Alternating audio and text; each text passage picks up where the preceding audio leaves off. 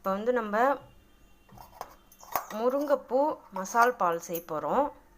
அதுக்கு முதல்ல முருங்கைப்பூவை க்ளீன் பண்ணிக்கிறோம். தண்ணி ஊற்றி நல்லா க்ளீன் பண்ணி எடுத்துக்கிறோம்.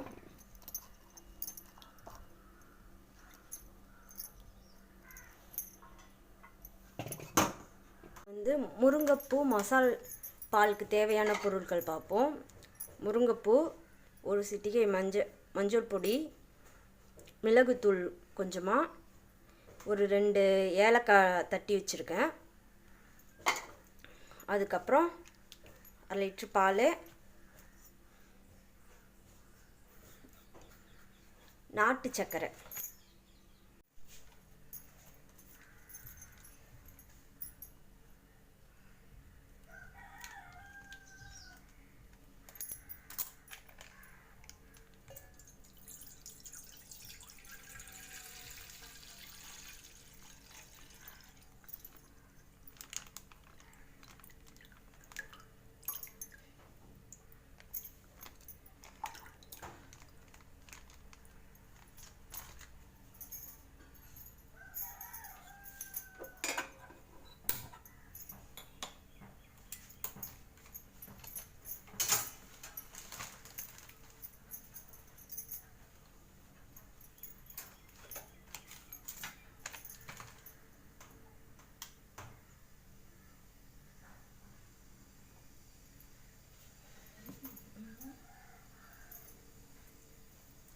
இந்த முருங்கைப்பூ வந்து வருஷத்துக்கு ஒரு சீசன் தான் வரும். இந்த சீசன் கிடைக்கக்குள்ளேயே இந்த முருங்கைப்பூவில் வந்து நிறைய டிஷஸ் இருக்குது.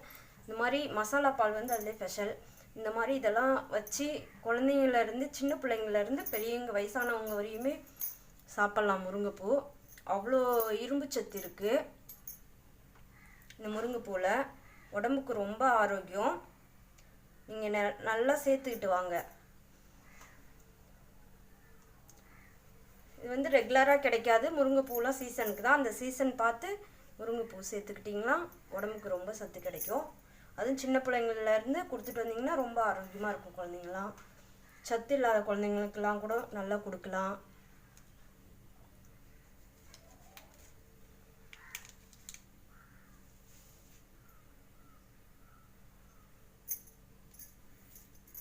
கொடுத்தா பிள்ளைங்களுக்கு ரொம்ப உடம்பு ஆரோக்கியமாக இருக்கும்.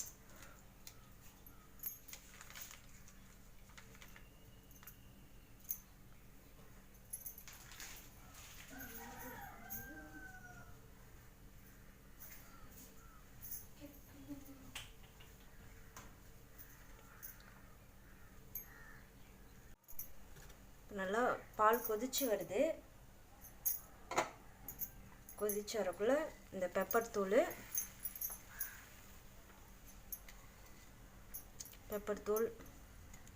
மஞ்சத்தூள்,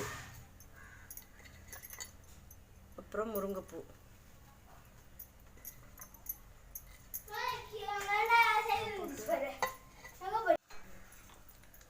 பார்த்தீங்கன்னா நல்லா பால் நல்லா கொதிச்சு வந்துடுச்சு. நல்லா பூவும் நல்லா வெந்துடுச்சு. பூ நல்லா வெந்த பிறகு நாட்டு சர்க்கரை போட்டுக்கிறேன்.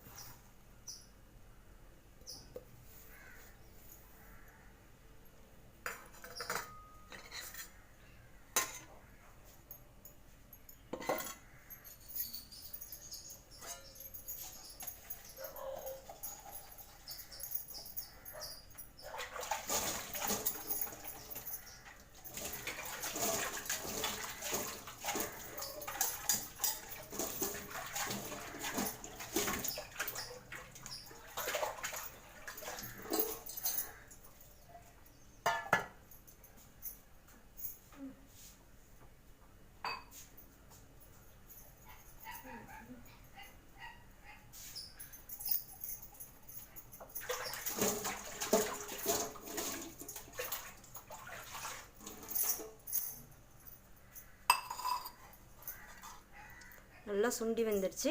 இப்போ வந்து எடுத்து வடிகட்டிக்கலாம். இதை பெரியவங்க குடிக்கிறதா இருந்தால் அப்படியே கிளாஸில் ஊற்றி குடிக்கலாம். இதே சின்ன பிள்ளைங்களுக்கு கொடுக்கறதா இருந்தால் வடிகட்டிட்டு கொடுங்க.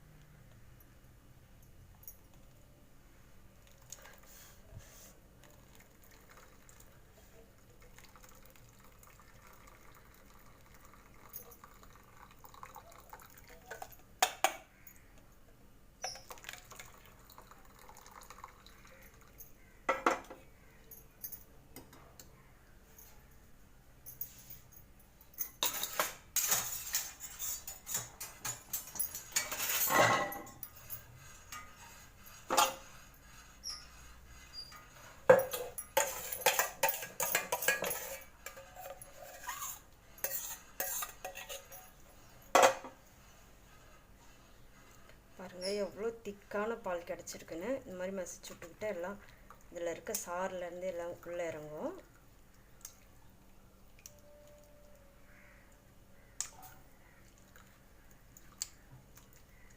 நான் வந்து சின்ன பிள்ளைங்களுக்கு கொடுக்குறனால இந்த மாதிரி நல்லா வடிகட்டிக்கிறேன். நீங்கள் பெரியவங்க குடிக்கிறதா இருந்தால் அப்படியே இந்த பூ வந்து நல்லா மென்று சாப்பிட்லாம். பாலோடு சேர்ந்து டேஸ்ட்டாக இருக்கும்.